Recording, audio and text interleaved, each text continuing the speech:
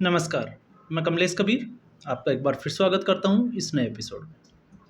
आज के इस एपिसोड में हम बात करेंगे मनीष सिसोदिया की, के कविता की और अरविंद केजरीवाल की, क्योंकि तीनों ही आरोपी अभी आरोप जो है वो सिद्ध नहीं हुए, लेकिन तीनों ही जो है वो जेल में हैं, तिहाड़ जेल में बंद हैं। के कविता खबरें थी कि उनकी जो है वो तबीयत खराब हो गई, उनके उसके बाद में उनको एम्स में दिखाया गया। और अब के कविता और मनीष सिसोदिया दोनों की ही आज पेशी होनी थी।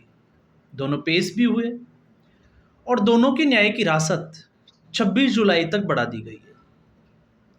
अब आप एक चीज़ देखिएगा कि आज जो है वो 22 जुलाई को इनकी सुनवाई हुई। न्यायिक हिरासत की जो अवधि थी वो 26 जुलाई तक बढ़ा दी गई। तो अब इसमें, क्योंकि आप देखोगे तो आपको पता होगा अरविंद केजरीवाल को पहले वेकेशनल बेंच ने बड़ी चालाकी के साथ जो है वो जमानत दी थी। और उस वक्त ना ईडी की सुनवाई उन्होंने कुछ सुना, ना जिसको हम कहें कि बाद में सीबीआई को कुछ सुना। जो दस्तावेज जो है वो कोर्ट के समक्ष जो प्रस्तुत किए गए, तो न्याय बिंदु जो माननीय न्यायाधीश थी उन्होंने उनको पढ़ने से इनकार कर दिया, उनको जमानत दे दी गई। मामला जो है ऑर्डर अपलोड नहीं हुआ, इसलिए अगले दिन सुबह ईडी दिल्ली हाईकोर्ट का दरवाजा खटखटाया ईडी ने, और हाईकोर्ट ने उस ऑर्डर पे स्टे लगा दिया। उसके बाद में सीबीआई ने उनको गिरफ्तार कर लिया। तो अरविंद केजरीवाल पहले ईडी का केस झेल रहे थे और फिर उसके बाद में एक केस और जुड़ गया सीबीआई का। और उसके बाद में हमने देखा कि डेवलपमेंट ऐसा हुआ कि आम आदमी पार्टी को भी इसमें सह आरोपी बना दिया गया। अब अरविंद केजरीवाल की मुसीबतें जो है वो बढ़ती ही जा रही थी, लेकिन इसी बीच अरविंद केजरीवाल को फिर सुप्रीम कोर्ट ने भी जमानत दे दी। हालांकि वो रेगुलर जमानत नहीं थी, वो अंतरिम जमानत थी, लेकिन कहीं ना कहीं सुप्रीम कोर्ट ने अरविंद केजरीवाल के बाहर निकलने का रास्ता जरूर खोल दिया। अब अरविंद केजरीवाल जेल में ही थे, क्योंकि बाहर इसलिए नहीं आ सके क्योंकि वो दूसरे केस में सीबीआई केस में उनको जमानत नहीं मिली, इसलिए वो सीबीआई के केस में अंदर थे। अब जब सीबीआई के केस में 29 जुलाई को जो फैसला जो अरविंद केजरीवाल की जमानत याचिका का सुरक्षित रखा गया था, उस पर फैसला आना बाकी है। अब आप समझोगे जब मैं ये कह रहा हूं कि मनीष सिसोदिया और के कविता, इन दोनों की जो न्यायिक हिरासत 26 जुलाई के लिए बढ़ाई दी गई है, लेकिन साथ में ईडी और सीबीआई को नोटिस भी दिया है और 29 जुलाई को इन ईडी और सीबीआई दोनों से इसके माफर, जिसको हम कहें कि जवाब मांगा है। तो आखिर सोचने वाली बात यह है कि ईडी और सीबीआई से जवाब जो है वो 29 जुलाई को ही क्यों मांगा गया, और इनकी न्यायिक हिरासत अब तक हमने देखा कभी 7 दिन, कभी 15 दिन, इससे भी ज़्यादा बार जो है वो बढ़ाई गई, लेकिन इस बार 4 ही दिन के लिए क्यों बढ़ाई गई? क्योंकि 26 जुलाई को के कविता की वीडियो कॉन्फ्रेंसिंग के जरिए पेशी होनी है और मनीष सिसोदिया की पेशी होनी है, जबकि मनीष सिसोदिया की इससे पहले 30 अप्रैल को आपको पता होगा उनकी जमानत याचिका जो थी उसको खारिज कर दिया गया था। और ऐसी स्थिति में आप ये भी देखिए कि 29 जुलाई को जो है वो ईडी और सीबीआई को जवाब दाखिल करना है, और उसके 2 सप्ताह के अंदर मनीष सिसोदिया जो है वो जमानत याचिका की अर्जी फिर जो है वो कोर्ट में लगा सकते हैं। तो इससे एक चीज़ जो है वो साफ तौर से इससे ये लगता है कि जैसे सुप्रीम कोर्ट ने अरविंद केजरीवाल को जमानत देने के लिए मन बना लिया है। और अगर कोर्ट ने ऐसा मन बना लिया है कि ईडी और सीबीआई जो है वो मनीष सिसोदिया के मामले में क्या चार्जशीट पेश करती है, तो उसके आधार पर अरविंद केजरीवाल को जमानत दे दी जाएगी। अब मनीष सिसोदिया की जमानत और उसमें जो जवाब दाखिल करने में ये इसलिए ज़रूरी हो जाता है क्योंकि मनीष सिसोदिया आबकारी नीति बनाते वक्त उस वक्त तत्कालीन जो है वो आबकारी मंत्री थे, इसको हम कह सकते हैं कि शराब मंत्री थे। अब सारे जो फैसले लिए गए वो शराब मंत्री, या हम कहें कि जो नई नीति जो बनाई गई थी वो शराब मंत्री की देखरेख में ही बनाई गई थी, तैयार की गई थी। और वैसे भी मैं आपको बता देता हूँ, उस वक्त जिस वक्त ये शराब नीति जो है वो बनाई गई, उसके बाद में 2 दिन तक विजय नायर और उसके साथ में साउथ लॉबी के कुछ लोग जो है वो दिल्ली में आके रुके, और उसके बाद में जो शराब नीति जो बनाई गई थी उसको चेंज कर दिया गया, उसमें बदलाव किया गया। और विजय नायर जो सीएमओ में कार्यरत थे, और अरविंद केजरीवाल के खास जाने माने जिन लोगों में अगर किसी का शुमार होता था वो विजय नायर।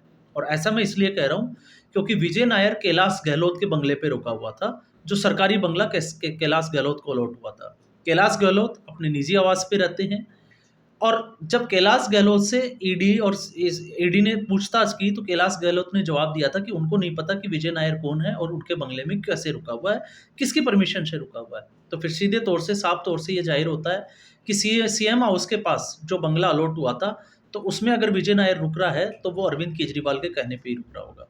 अब अरविंद केजरीवाल के लिए ईडी ने जो है वो 1100 करोड़ रुपए का जो है वो संपत्ति कुर्क करने का एक मन भी बना लिया है, जैसा कि पिछली सुनवाई में आपको पता होगा दस्तावेजों से चीजें सामने निकल के आई। साथ में कैसे जो है वो गोवा में हवाला के जरिए पैसा पहुंचाया गया, मनी ट्रेल पकड़ में आ गई। और एक और जहां दिल्ली हाई कोर्ट ने यह माना था कि अरविंद केजरीवाल के खिलाफ पर्याप्त साक्ष्य और सबूत है, तो फिर अचानक ऐसा क्या हुआ कि कोर्ट ने जो है वो अरविंद केजरीवाल को जमानत देना जरूरी समझा। अब मनीष सिसोदिया को अगर जमानत नहीं देता है तो फिर यहाँ पे कोर्ट के ऊपर भी जो है वो सवालिया निशान जो है, या हम कहें कि सवाल उठना लाजमी है। और ऐसा इसलिए क्योंकि किसी भी मंत्रालय की अगर हम बात करें तो किसी भी मंत्रालय में अगर कोई मंत्री फैसला लेता है तो बिना किसी मुख्यमंत्री के जो भी फाइनेंशियल जो डिसीजंस होते हैं वो बिना मुख्यमंत्री के कोई ले नहीं सकता। तो ऐसी स्थिति में अगर ये डिसीजन लिया गया तो क्या अरविंद केजरीवाल इससे अनजान थे? और अगर अरविंद केजरीवाल इसमें शामिल थे, इसमें सहमति से हुआ, तो फिर दिल्ली सरकार और आम आदमी पार्टी का मुखिया होने के नाते क्या अरविंद केजरीवाल की जिम्मेदारी नहीं बनती? क्या उनका जो है वो इस घोटाले में शामिल नहीं थे? तो ये तमाम तरह की चीज़ें जो है वो फिर सामने आना शुरू हो जाती है। लेकिन आप मान के चलिए जिस तरीके से अब कोर्ट का रुख जो है और कोर्ट जिस तरीके से जो है वो सुनवाई कर रहा है, ईडी में जो है वो जमानत मिल चुकी है। ईडी में अब उनको कोई रोक नहीं सकता क्योंकि अंतरिम राहत जरूर मिली है, लेकिन हालांकि उन्होंने जो है वो एक लार्ज बेंच को इसको भेजा गया है कि वो इस पर सुनवाई करेगी और फिर वो बेंच डिसाइड करेगी कि अरविंद केजरीवाल की जो गिरफ्तारी थी वो सही थी या नहीं थी। और ऐसा इसलिए क्योंकि अरविंद केजरीवाल ने चुनौती दी थी कि उनकी जो गिरफ्तारी है वो अवैध है। और इसमें जो है वो कोर्ट ने भी ये जवाब मांगा था कि क्या अरविंद केजरीवाल को बिना गिरफ्तार किए पूछताछ नहीं संभव थी?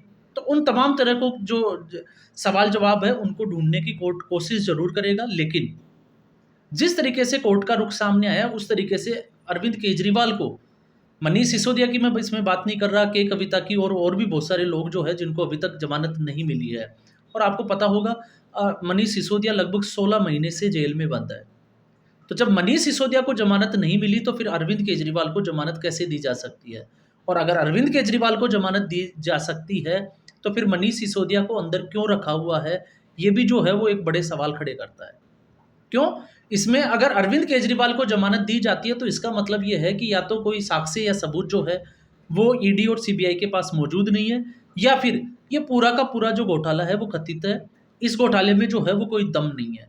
और ऐसी स्थिति में अगर ऐसा होता है तो फिर एक जो शिक्षा मंत्री और एक आबकारी मंत्री जो रहा उसको 16 महीने तक जेल में क्यों रखा गया? तो क्या इस पे फिर जो है वो कोर्ट पे सवालिया निशान खड़ा नहीं होगा? और अगर कोर्ट ने के कविता और मनीष सिसोदिया को अगर इसमें दोषी पाया गया, या उनको लगता है कि मनीष सिसोदिया इसमें दोषी है, इसीलिए उनकी जो जमानत याचिका है वो बार बार खारिज हो रही है, तो फिर अरविंद केजरीवाल को किस आधार पर जो कोर्ट है वो जमानत देने की तैयारी कर रहा है? और आप एक चीज़ और देखिएगा कि सुप्रीम कोर्ट ने अरविंद केजरीवाल को बिना मांगे चुनाव प्रचार के लिए अंतरिम राहत दी, तो फिर वो अंतरिम राहत जो है वो किस आधार पे दी? क्योंकि ऐसे ही एक केस में हेमंत सोरेन भी जो है वो जेल के अंदर थे, हालांकि उन्होंने नैतिकता के आधार पे इस्तीफा जरूर दिया था, लेकिन उसके बाद में आपने देखा कि हेमंत सोरेन को चुनाव प्रचार के लिए जमानत नहीं दी, जबकि वो भी झारखंड मुक्ति मोर्चा जो पॉलिटिकल पार्टी है उससे आते हैं, झारखंड के मुख्यमंत्री थे, उनको जमानत नहीं दी गई। और उसके बाद में झारखंड हाई कोर्ट ने उनको जमानत दी, और ये कहते हुए जमानत दी कि हेमंत सोरेन के खिलाफ मजबूत साक्ष्य और सबूत, या हम इसको कहें कि कोई ठोस सबूत नहीं है। तो सबूतों के अभाव में, तो जहां सबूतों का अभाव है वहां पे हेमंत सोरेन को जमानत नहीं मिलती है चुनाव प्रचार के लिए, बाद में उसको जमानत दे दी जाती है। और अरविंद केजरीवाल जो कि अपनी गिरफ्तारी का अवैध बताने के लिए कोर्ट में गए थे, और उनको जो है वो बिना मांगे ही अंतरिम राहत दे दी जाती है 21 दिन तक। और उसके बाद में जिस तरीके से आपने देखा कि वेकेशनल बेंच ने ज़मानत दी और वेकेशनल बेंच ने ज़मानत देने के बाद में सुप्रीम कोर्ट ने भी जो है वो जब दिल्ली हाई कोर्ट ने स्टे लगाया तो सुप्रीम कोर्ट ने भी उनको अंतरिम राहत दे दी। अब सीबीआई के केस का इंतजार है कि 29 जुलाई को क्या फैसला आता है और क्या जो फैसला आएगा, क्या वो मनीष सिसोदिया और के कविता के जो नोटिस के जवाब में जो ईडी अपना और सीबीआई अपना जवाब जो दाखिल करेगी, क्या उसी आधार पे जो है वो अरविंद केजरीवाल का फैसला तय होना है, ये जो है वो देखना बाकी है। लेकिन उम्मीद ये लगाई जा सकती है कि अरविंद केजरीवाल अब बहुत जल्द जो है वो बाहर आ सकते हैं, इसकी पूरी संभावना है। तो आज के एपिसोड में बस इतना ही। उम्मीद करूँगा आपको ये वीडियो पसंद आया होगा। वीडियो को लाइक करें, शेयर करें और चैनल ज़रूर सब्सक्राइब करें। धन्यवाद।